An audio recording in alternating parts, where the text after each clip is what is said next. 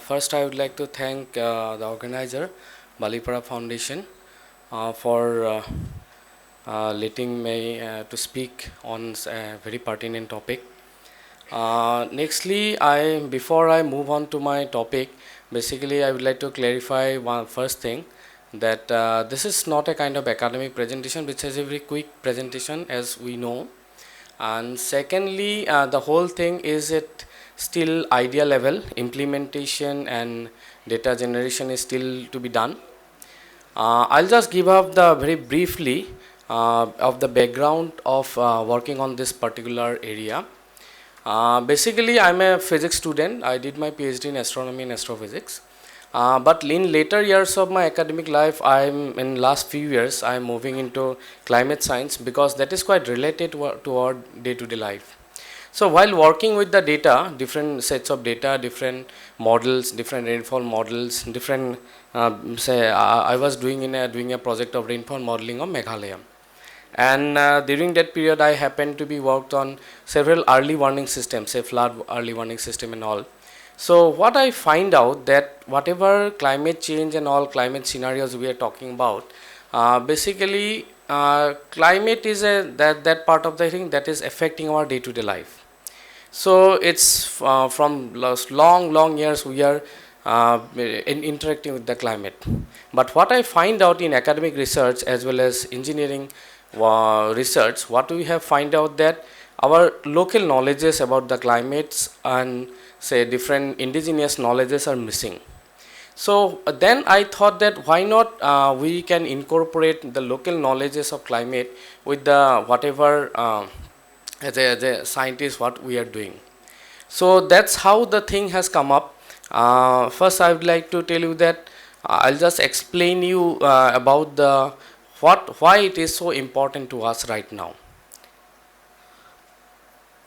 So everybody knows and we believe that climate change is real and it is happening right now.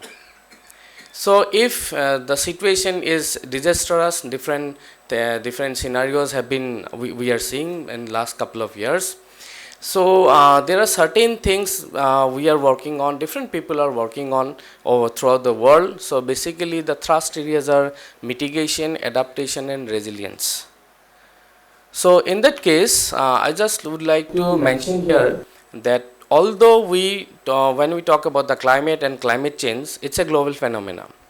But the adaptation thing is a very local scenario.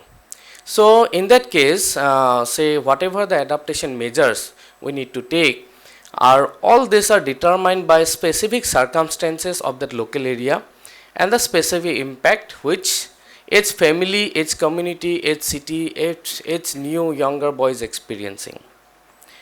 So if we consider this scenario and if we go back towards the history, if we just run through the history, we find out that local communities and indigenous people are at the front lines of the climate change.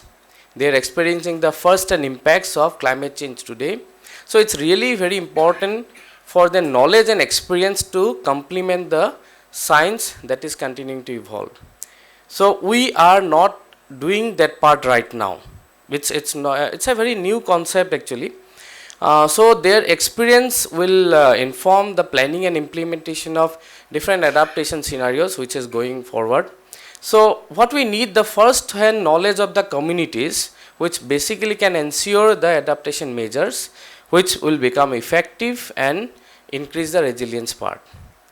So what is traditional? So I have some very simple idea. First one is innovation part. So we have to innovate the knowledge.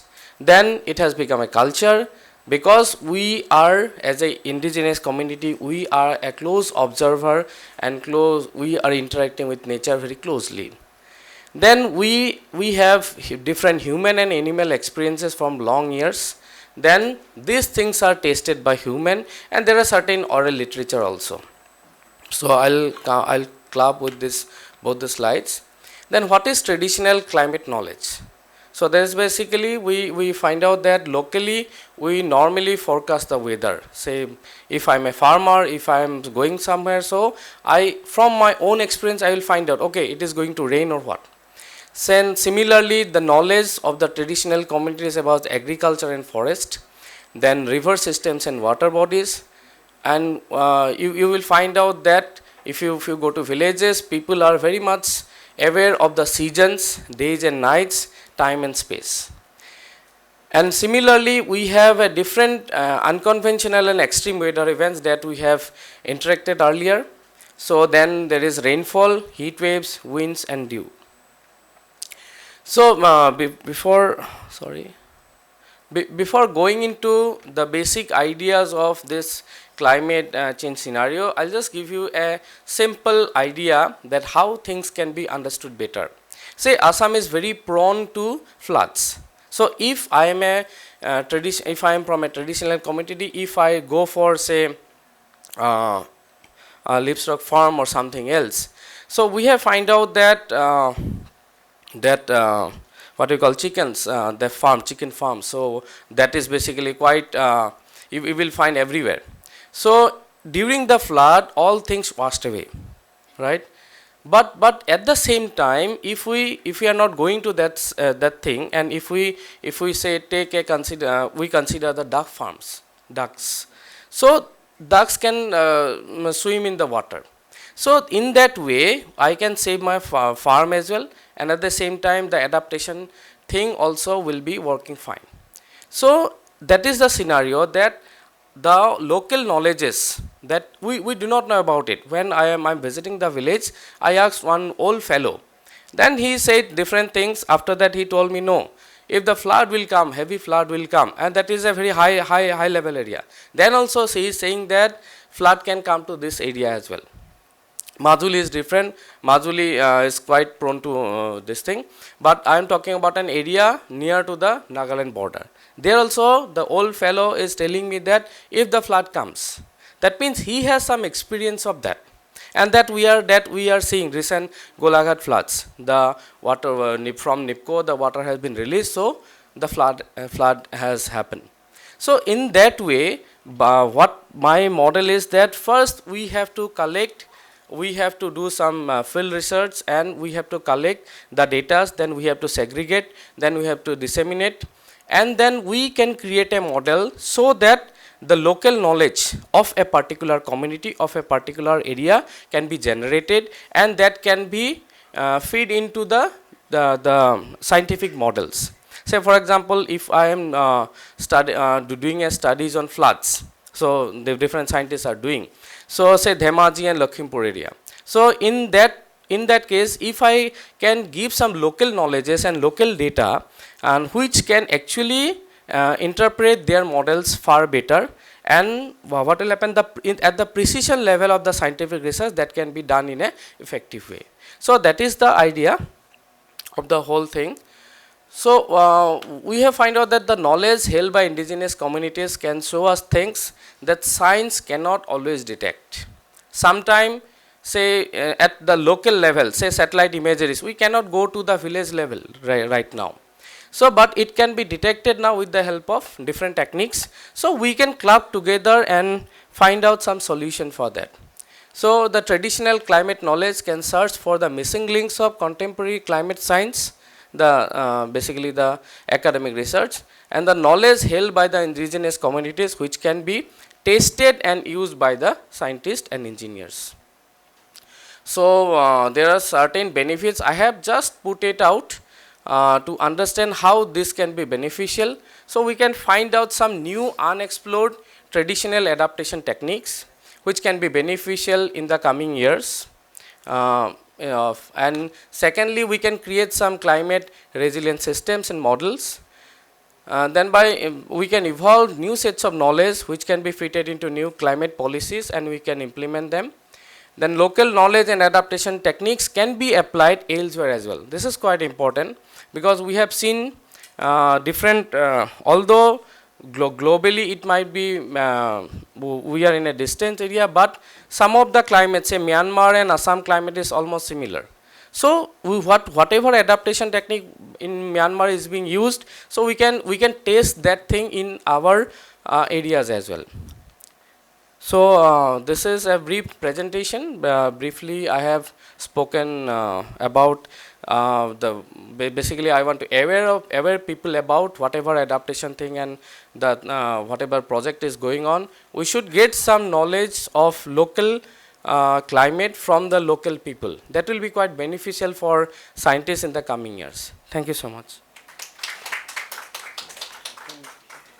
Any question if you have? I would love to answer. Yeah, tell me. I think mic will be recorded.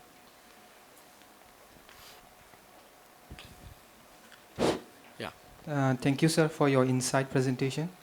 My question is, we find nowadays that many these communities or the indigenous people have this rich knowledge about the paddy cultivation, Yeah. because nowadays there's all this indigenous or the local paddy species are now disappearing from this planet Earth. So what are the steps that we can take in order to this upgrade this knowledge to a global platform? Before I answer your question, firstly, what I think will be a very good solution to this, that we have to conserve the seeds. We have to go for some. I can give an example. In nearby Kaziranga area, there is a big what is called. Okhil Gogo has established a new area where there are lot of seeds of rice there have been conserved, and they are trying to grow those things. So I believe there are certain things that we can do.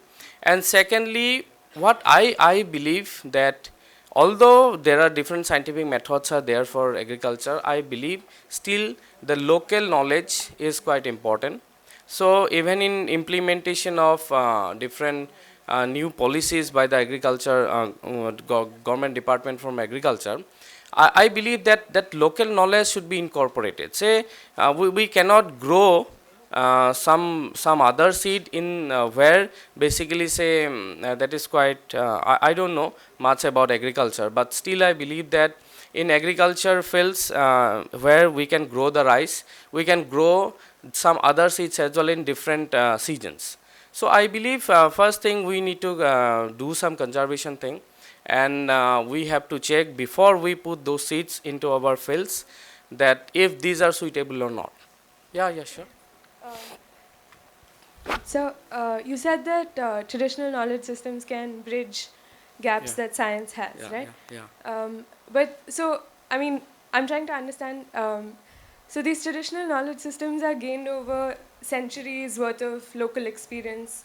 And given how climate change works and that there's rapidly changing, like it's very fast, the transformations we're seeing today, do you think that these systems keep up? Like, do you think that it's evolving fast enough to be, like, how does it evolve? Like, because it's not generations anymore, right? It's Yeah, every yeah. year we're seeing I understand.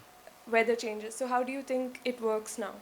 So basically, what I think as a traditional climate knowledge is a input to the current scientific research going on.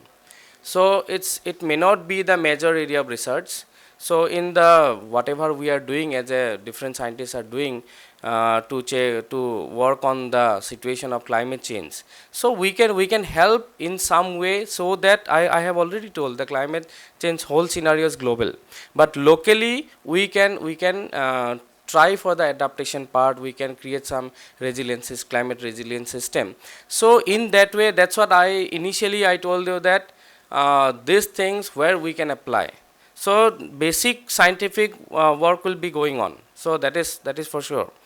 But what we can do, we can create some model, and we can help those guys so that they can, when they are doing some academic research in their labs, in their rooms, so that they can come out and see what nature is actually doing for us. So that's the idea. And basically the whole idea about putting up these issues is to create some more adaptation techniques, create some more climate resilient systems. So that is application part. In the application part, basically the academic research where we can fit the traditional knowledge and we can get some outcome. So what is happening right now, say I worked in a early flood warning system.